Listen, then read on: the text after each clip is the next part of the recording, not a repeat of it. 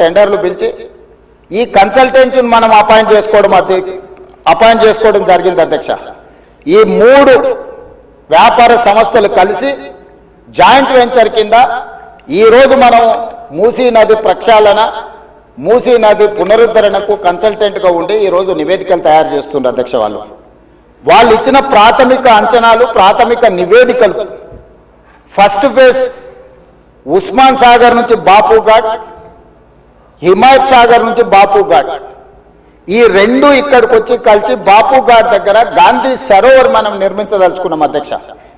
ఇది 9.5 కిలోమీటర్లు ఉంది గండిపేట నుంచి బాపు ఘాట్ వరకు. హిమాయత్ సాగర్ నుంచి బాపు ఘాట్ వరకు 11.5 కిలోమీటర్లు ఉంది అధ్యక్ష దాదాపుగా. ఈ 2 కలిస్తే ఒక వి షేప్లో అభివృద్ధి జరుగుతుంది. ఇది 21 కిలోమీటర్లు. గండిపేట పైన వికారాబాద్కి ఇంకా ప్రణాళికలు సిద్ధమవుతున్నాయి అధ్యక్ష. వీటికి నీళ్ల కోసము గోదావరి జలాలను 20 టీఎంసీలను తరలించాలి. 20 టీఎంసీలు తీసుకొచ్చి 15 టీఎంసీలు హైదరాబాద్ నగర దాహార్తిని తీర్చాలి.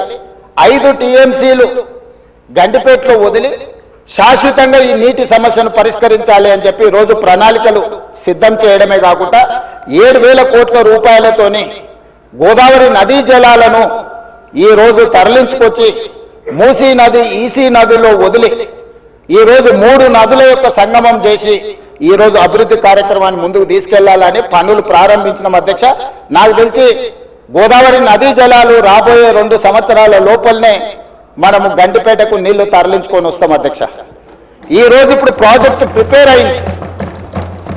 నెక్స్ట్ 3 monthsలో 31 మార్చి లోపల గండిపేట నుంచి గాంధీ సరోవర్ వరకు, హిమాయత్ సాగర్ నుంచి గాంధీ సరోవర్ వరకు 21 కిలోమీటర్లు కూడా మార్చి 31 లోపల అంచనాలు సిద్ధం చేసి టెండర్లను చేసి first phase of Musi river development front అభివృద్ధి కార్యక్రమాలను ముందుకు తీసుకెళ్లాలనుకున్నాం. ఈ ఫస్ట్ ఫేజ్కి ఏడీబీ బ్యాంకు 4,100 కోట్ల రూపాయలు మనకు రుణం ఇస్తాం. ఈ ప్రాజెక్టులో విషయం ఉన్నది, ఈ ప్రాజెక్ట్ అవసరం ఉన్నది, అభివృద్ధి చేయడానికి మేము బ్యాంకు రుణాలు ఇస్తామని దీనికి సంబంధించి కేంద్ర ప్రభుత్వం కూడా మనకు అనుమతులు ఇచ్చింది. కేంద్ర ప్రభుత్వం అనుమతుల తర్వాత ఏడీబీ బ్యాంకు కూడా ముందుకు వచ్చింది. ఈ రోజు ఈ first phase detail project report దాదాపుగా నెక్స్ట్ 4-5 రోజులు సబ్మిట్ చేసినాము. వాళ్ళు కొన్ని క్లారిఫికేషన్స్ అడిగినారు. ఆ క్లారిఫికేషన్స్ నివృత్తి చేస్తే సంక్రాంతి లోపల ఫస్ట్ ఫేజ్ ఆఫ్ ప్రాజెక్ట్ కూడా మనకు క్లారిటీ వస్తుంది అధ్యక్ష. క్లారిటీ వచ్చిన తర్వాత ఎగ్జాక్ట్గా ఎంత జరుగుద్దో, దీని అంచనాలు ఏంది, నీళ్ళు ఏంది, ఏ విధంగా చెక్ డ్యామ్లు కడతాము, ఏ విధంగా నీళ్లు తీసుకొస్తాము.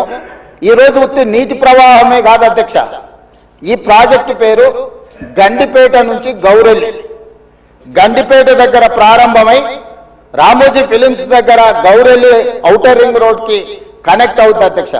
ఇది 55 కిలోమీటర్లు అధ్యక్ష. ఈ 55 కిలోమీటర్లు కూడా ఎలివేటెడ్ కారిడార్. ఈరోజు ఔటర్ రింగ్ రోడ్డు 160 కిలోమీటర్లు ఉంది. మధ్యలో నుంచి మధ్యలోకి పోవాలంటే 80 కిలోమీటర్లు ప్రయాణం చేయాలి. కానీ అదే గండిపేట నుంచి గౌరెల్లి వరకు మీరు ఎలివేటెడ్ కారిడార్ వేస్తే 55 కిలోమీటర్లలోనే మనం ఇక్కడి నుంచి అక్కడికి ప్రయాణం చేయడానికి అవకాశం ఉంది అధ్యక్ష.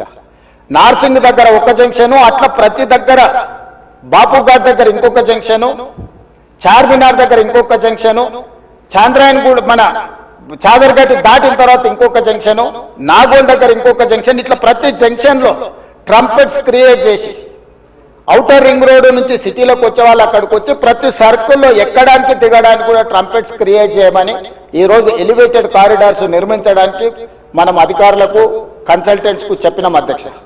ఈ ప్రాజెక్టులో భాగంగానే మిరాలం ట్యాంకులో వచ్చే నీళ్లు కూడా మిరాలం ట్యాంక్ నుంచి జవహర్లాల్ నెహ్రూ జువాలజికల్ పార్క్ నుంచి ఆ నీళ్లు వచ్చేసి మూసీలో కలుస్తాయి అధ్యక్ష. It is connected to Musi only.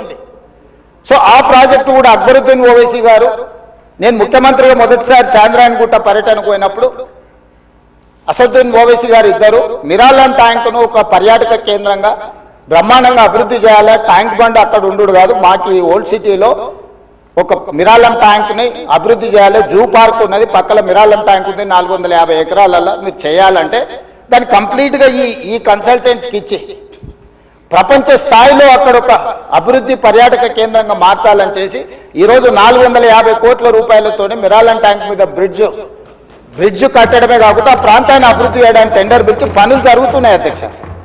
రాబోయే 2 సంవత్సరాలలో ఆ ప్రాజెక్టు కూడా పూర్తి చేస్తాం అధ్యక్ష.